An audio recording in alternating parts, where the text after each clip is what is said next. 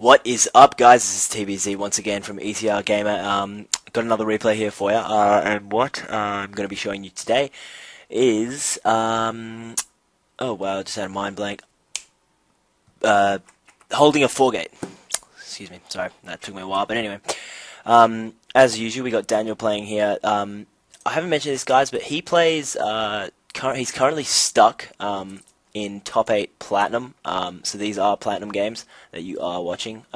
So yeah, he's kind of stuck in platinum. He can't really get pushed up to diamond yet. Don't know why. He wins more than he loses, so hopefully he'll get pushed up to diamond sooner, and we can give you a few more awesome games. But one of the things that just a lot of people get stuck on is this bloody 4-gate rush. Now this is a way of defending it as protoss. So a really heavy use of sentries is vital in the defense here. So like if you're playing it as any other class, if you really want to see great ways of defending a 4-gate, just leave us a comment or whatever, and we can cast one of those for you, and pretty much should show you how to do it that way as well.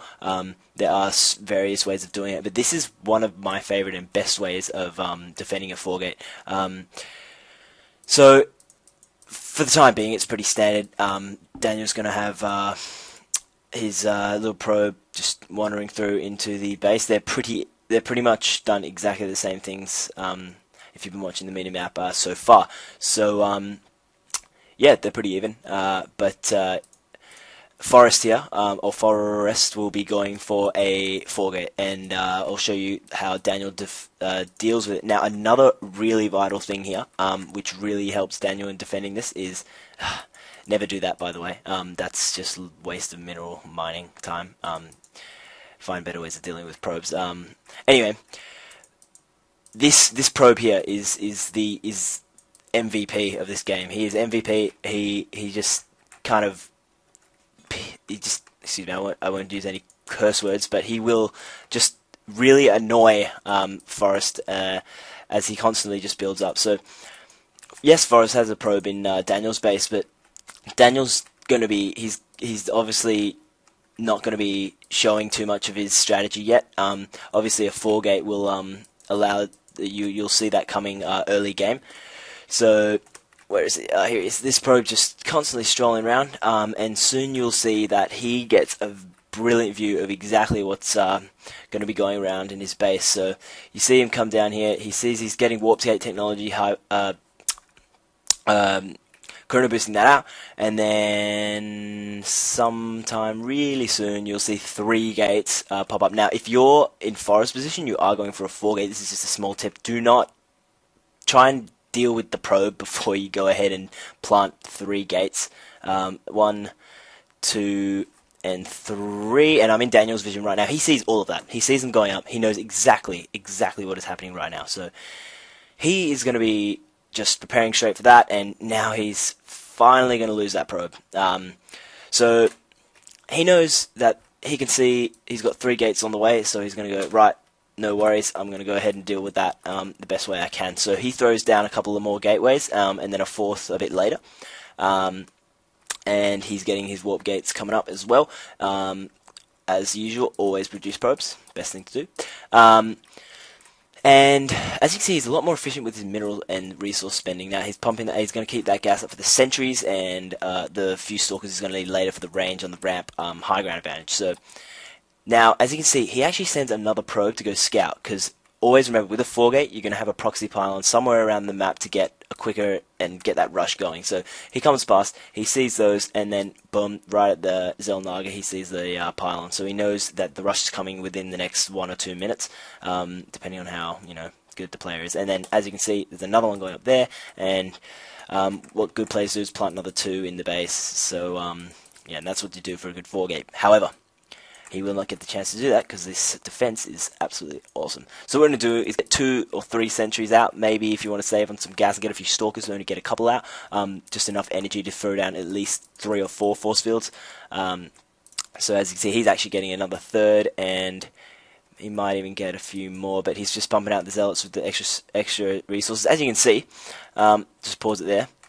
we go to the units tab and see that there's only 1 zealot for Forest and 4 to Daniel. However, the 2 sentries is the key here, because you can see that these 5 stalkers are going to have huge range advantage on these zealots. So let's just see how this plays out. But he chucks down the force fields and just buys him so much time to bring out all the extra units he needs to get, and he's got his extra gateway up now. So as you can see, he'll Forrest will see that there's an opening. He'll come and decide to go for that again. He tries to come up, force field goes down, can't do anything. The range has the high ground advantage, and you can shoot down. So he's just biding his time and just forcing him to just sit there, wait, helpless, and just, you know, be unable to do anything. Weakening units, almost getting down that probe, and just constantly harassing his rush, effectively. So if we take another look up here again, 4 sentries, 3 stalkers, 4 zealots. He's gaining on him in terms of units, and he has so many force fields ready and going. So he's pretty much safe. I mean, Forrest doesn't really have any, there's not much he can do in this point. I mean, he's just going to get force field every time, and one thing you've got to watch out is getting your army split as well. So if he does commit, he'll split up half his army, lose half his army, and then get demolished anyway. So that's the thing. He should be pulling back, and I mean, in defense to him, he doesn't really know what Daniel's got, but at this point now, Daniel actually has more, if not, or yeah, better army now, and he's still waiting and trying to rush him. So he should be heading back to base and just, you know, macroing up and defending and that kind of thing. So, I mean, you've pretty much already seen how he's defended it. Sentries are key, and scouting, once again, is just 100% key. You've got to use those in your game, otherwise, I mean, for all you new people, like, scouting may seem stupid and you lose a probe for no reason, or you lose a worker for no... Oh, excuse me, I'm just going to wait because there's an engagement here, and we will just have a look at what happens here. So the force fields go down, Daniel split his army up, he's got his stalkers backed up at the back there, and his zealots can't get close enough to do any damage. Look how many sentries he's got left, and he's still got...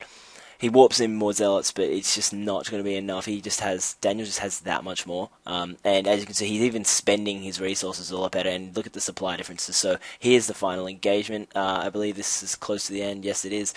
And as soon as Forrest's units are taken out, then I believe he GG's. Yeah, there you go. There's the GG from Forrest. So, I mean, there's not much he could have done from the part where he was up here trying to attack from the ramp, and, you know, I'm surprised he didn't leave earlier, to be honest, because the 4 gate's meant to do devastating damage, if not win the game. So, yeah, I know that. So, there you go, guys. I mean, it's pretty simple, but that's just a video showing you of what the best strategy is. In my opinion, this strategy is really effective and really simple and easy to do. So, you know, it's the best way to do it. And yeah, I mean, from now on you won't be getting screwed over by 4 gates, which, you know, if you're not ready for, is really, really, really not cool. So there you go, guys. And yeah, I mean, we'll be casting more Starcraft 2 games. We've got some awesome content. We're going to be looking forward to all the lineup of games coming out in the next couple of months. Is just, oh my god, so amazing. So, I mean, also, if you're StarCraft 2 fans, you might be happy to know that Diablo 3 is actually definitely early 2012, so it's pretty close. It's been a long wait, and it's going to be awesome, so look out for that one. But enough on that, and yeah, I mean, we'll be bringing some more StarCraft 2 replays and strategies and anything you want. Also, yeah, you guys feel free to ask us for anything, and we will cast whatever you want. And also, feel free to send any of your games you might want us to cast for you. So you can send your videos to our email, which we will link down in the description, and on our channel for you. It's etrgaming@gmail.com. Just send in your replay. We will cast it for you. Just leave a little description on what it's about and what you might want us to cast it for, or the reason behind sending your replay in, and we will do that for you, no problem. So, yeah, guys, this is TBZ from ETR Gamer. Once again, great to have you guys, and great to cast for you guys, and hopefully that helped, and see you guys later, and, you know, have a good one.